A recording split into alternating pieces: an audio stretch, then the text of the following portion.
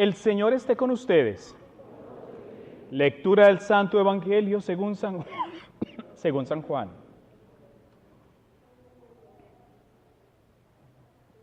En aquel tiempo, Jesús dijo a sus discípulos: Yo soy la verdadera vid y mi Padre es el viñador. El sarmiento que no da fruto en mí, Él lo arranca, y al que da fruto, lo poda para que dé más fruto. Ustedes ya están purificados por las palabras que les he dicho. Permanezcan en mí y yo en ustedes. Como el sarmiento no puede dar fruto por sí mismo si no permanece en la vid, así tampoco ustedes si no permanecen en mí. Yo soy la vid, ustedes los sarmientos. El que permanece en mí y yo en él, ese da fruto abundante, porque sin mí nada pueden hacer. Al que no permanece en mí, se le echa fuera como el sarmiento y se seca. Luego lo recogen y lo arrojan al fuego y arde. Si permanecen en mí y mis palabras permanecen en ustedes, pidan lo que quieran y se les concederá. La gloria de mi Padre consiste en que den mucho fruto y se manifiesten así como discípulos míos. Palabra del Señor. Tenga la bondad de sentarse.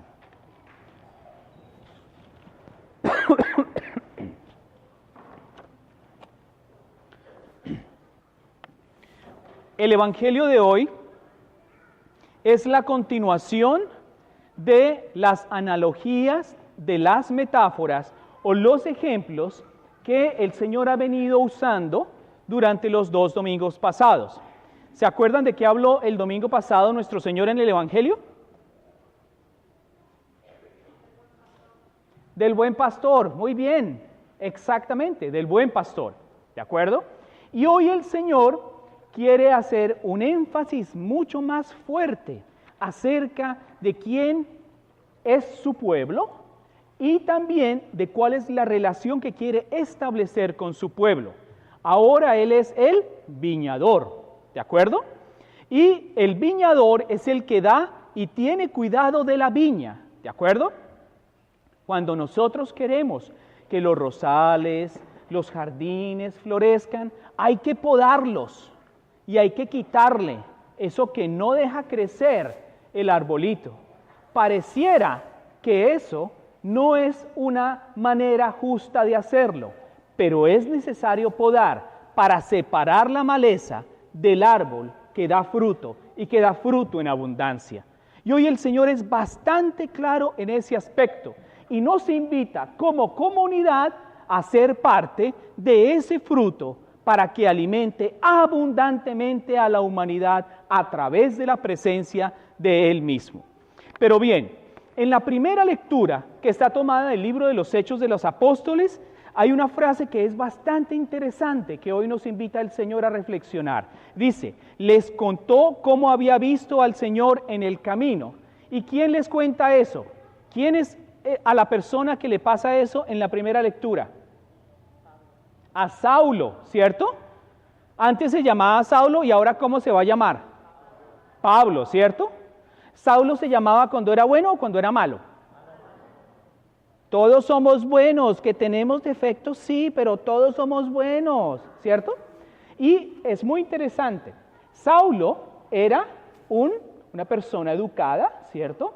Y era muy preparado, pero tuvo una particular experiencia que le cambió su vida, ¿cierto? Y fue el encuentro con el Señor.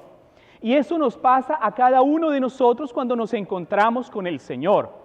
Y el Señor se manifiesta hacia nosotros de diversas maneras, ¿cierto? A través de los amigos, a través de la realidad de la vida, a través de religiosos, de sacerdotes, y el Señor va hablando y va proclamando cómo quiere que su pueblo lo siga y sea partícipe de su gloria y de su honra.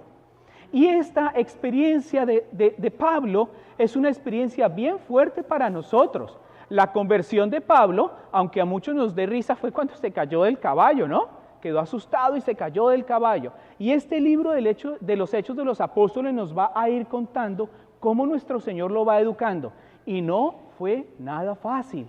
La conversión de Pablo, en este caso de Saulo, es una conversión que es un ejemplo para nosotros, de que nosotros, para poder seguir a Dios, tiene implicaciones fuertes. Hay que dejar nuestros egoísmos, hay que dejar nuestras posesiones, hay que dejar nuestro propio orgullo, porque el Señor va a querer moldearnos y va a querer educarnos, no porque Él sea egoísta, sino porque quiere lo mejor para nosotros.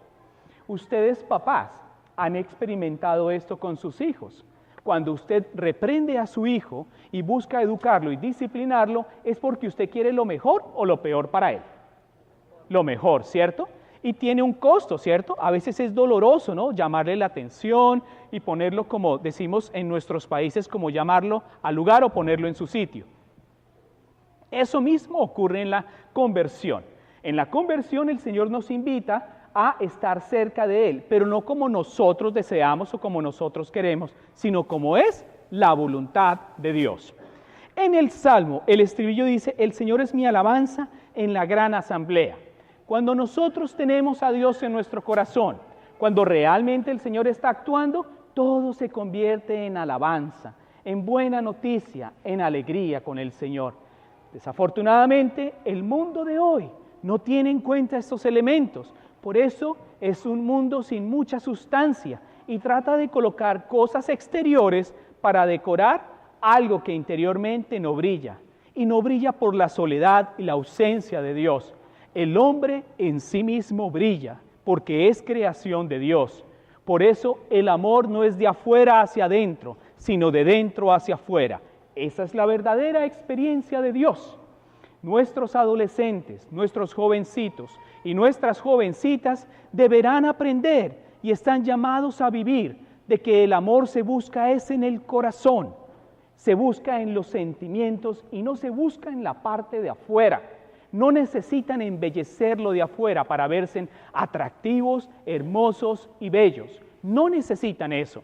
Necesitan aprender a descubrir en el corazón la presencia de Dios. Y eso es lo que hoy el Señor quiere educarnos, que el verdadero amor es el que está en el corazón. En la segunda lectura, que está tomada de la primera carta de San Juan, dice, este es su mandamiento, que creamos y que amemos. ¿Qué significa creer? ¿Qué significa creer? Tener fe, ¿cierto? Y es algo que se puede comer la fe, la podemos saborear, la podemos ver, la podemos tocar, la podemos sentir. Claro que la podemos sentir. Y la fe se siente esa paz, esa motivación tan grande que hay en el corazón que nos alienta y que nos ayuda a vivir como fervientes hijos de Dios.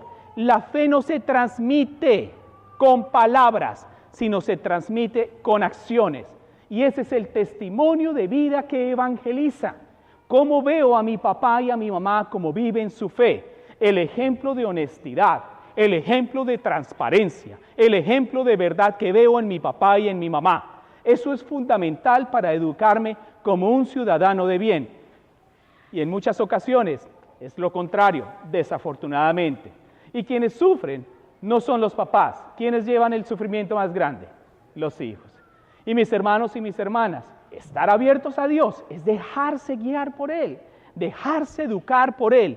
Déjense tomar la mano de Dios para que Dios los vaya guiando y los vaya acompañando. De tal suerte que hoy San Juan nos habla en el Evangelio de que el que permanece en mí y yo en él, ese da mucho fruto, mis hermanos. Quien tiene a Dios en el corazón, habla de Dios. Quien tiene a Dios en el corazón, vive a Dios. Quien tiene a Dios en el corazón, siempre ve más allá de las tinieblas, nada lo confunde y puede discernir muy bien el mal del bien, que es lo que realmente les conviene. Mis hermanos y mis hermanas, este es el camino que construimos como cristianos y como iglesia. Este es el llamado al que estamos invitados para vivir. Quisiera dedicarme esta segunda parte de la homilía a contarles dos noticias, una buena y una mejor. ¿Cuál quieren? ¿La buena o la mejor? ¿La buena o las dos o ninguna? ¿Cuál quieren? ¿La buena o la mejor? ¿La mejor? El obispo ha querido que Sagrado Corazón siga teniendo un sacerdote hispano para nuestra misa en español, para que siga creciendo nuestra comunidad.